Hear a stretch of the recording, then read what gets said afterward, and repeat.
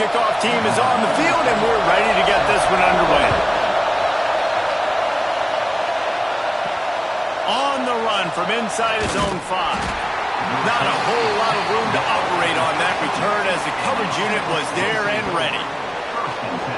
Every team has impact players. What traits are you looking for when it comes to players who can make an impact, David? Well, obviously, you want the main things, right? Speed, physicality, like all power, all those things are really, really good. But you also need guys that will hold people accountable, guys that will lead. And it's nice to have those guys on your team.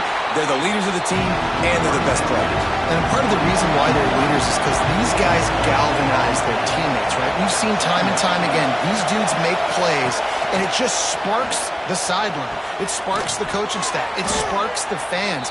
They're special players, and they all have to play well together. This crowd bringing the energy and noise early.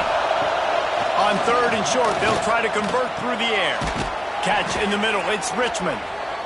They'll pick up the first down as he gets it out to the 27-yard line.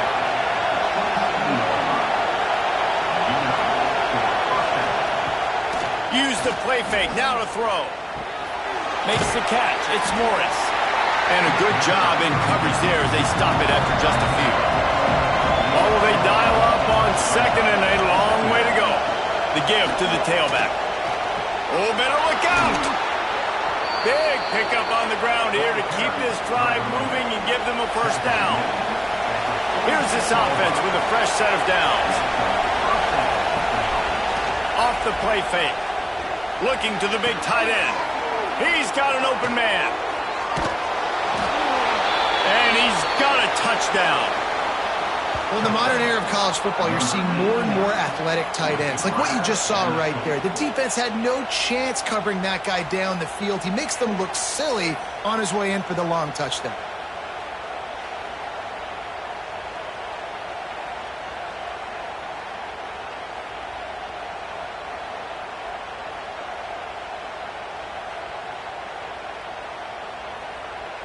They get set for the point after as we have the first score of the game. And the extra point is good, and it's 7-0. So that scoring drive took only 6 plays.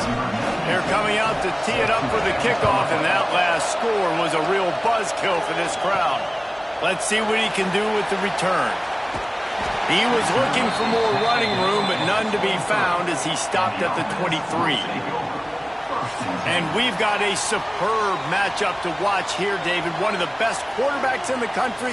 And how much will he be willing to challenge one of the best corners in the land? Well, and it's going to be more interesting to me, Jesse, do they let him make a play? Like, does he choose to go after him and believe in his ability and believe in his matchups, or do they stay away from him? Because a lot of people stay away from him. He's that good out wide that you don't want that smoke. And I'm interested to see, Jesse, if he has the onions to go after the corner and try to make plays. Well, one thing we know about him for sure is he's a believer in his own arm talent. He's the kind of guy that thinks he can fit the football into the smallest windows, but you're right. He's got to pick his battles and be careful when he decides to attack this guy because he has picked off some really good quarterbacks in the past, and you know he's just licking his chops, hoping for a chance today. Pulls it and fires to the left. There he goes! You know, the short passing game is a great go-to weapon for any offensive coordinator in the first quarter because it's reliable, obviously, but it also allows you to see how the defense is going to react and play you. So for coordinators, this... Looking deep down the right side. It's picked off, and they ruin the drive with a turnover. And he's wrapped up after a solid return on the pick. Sometimes the quarterback puts that zip on it and you can hear it, and sometimes he uses the lob wedge where it takes a little time to get there. That time he used the lob wedge and the defender came in and made the interception. Big play for this defense early.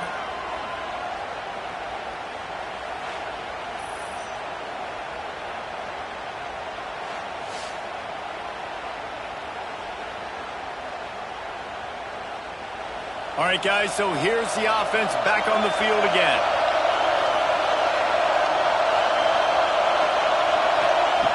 They'll crank up this drive with the pass. Finds his tight end. I'll tell you, when you've got a tight end like this, it makes it a lot easier calling pass plays on first down, even if the defense is in zone coverage. He did a really good job there, working his leverage, finding the soft spot, and making it an easy completion. And the big defensive front wins the battle. No gain on that play. He'll pull it on the read. He's got first down yardage across the 50. They'll mark it at the 49. They moved the chains on the ground last time. Let's see if they try to hit him up top. Got a little space.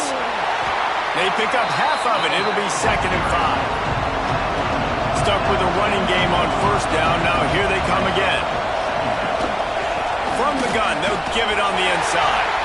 And he was fortunate not to lose yardage on that play, able to wedge it back to the line of scrimmage.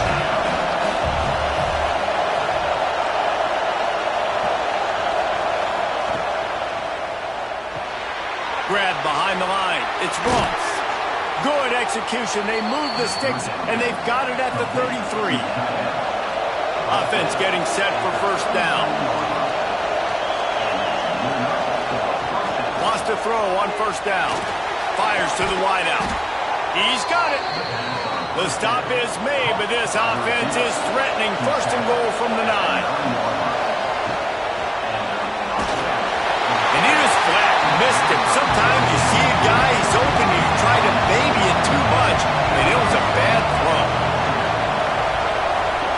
Wants to keep it in the air. Wideout trying to get it in. They'll mark him down at the 2. The excellent execution on that throw and catch. Wants to fire it in the end zone on 3rd and goal. Nice throw, great catch, easy glide into the end zone for the touchdown. They score for the big fella here. Why are tight ends so effective in the red zone? Well, these aren't the guys that are going to burn by you and go for 70 most of the time, but when you can use their big-bodied frames, threaten them to run the football and be a blocker in the running game, and now you slip them in the secondary and make that big play. The 18 unit on the field. And the extra point pushes the lead to 14. An impressive 66-yard touchdown drive.